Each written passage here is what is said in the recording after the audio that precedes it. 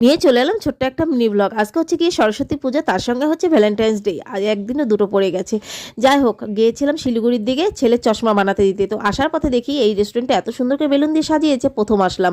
তো বর বলল চলো যাই রেস্টুরেন্টে ঢুকে পড়ি। তবে প্রথমেই দিয়ে দিয়েছে হাত ধোয়ার জন্য লেবু আর উষুম গরম জল, হাত ধুয়ে নিয়েছি। আর টেবিল থেকে একটা গোলাপ নিয়ে বরকে উইশ করে দিলাম হ্যাপি ভ্যালেন্টাইন্স ডে বলে। যাই হোক, এমনি আর কি ঠাট্টা করছিলাম। আর দেখো কত সুন্দর করে বেলুন ফেলুন দিয়ে সাজিয়ে নিয়েছে। এখানে মেয়ে শাড়ি পরে নিয়েছে, সরস্বতী পুজো বলে কথা। তারপর খিদে তো একদম পেট মানে চুচু করছে। তারপর এখন বেজে গেছে ঘড়িতে 3:30। আর তারপর চলে এলো আমাদের খাবার দাবার আর সার্ভ করছে। এখানে হচ্ছে কড়াই পনির আর হচ্ছে বাটার রুটি। আর বাটার রুটির সঙ্গে কড়াই পনিরটা মানে কি বলবো, এতটা ভালো লেগেছিল খেতে।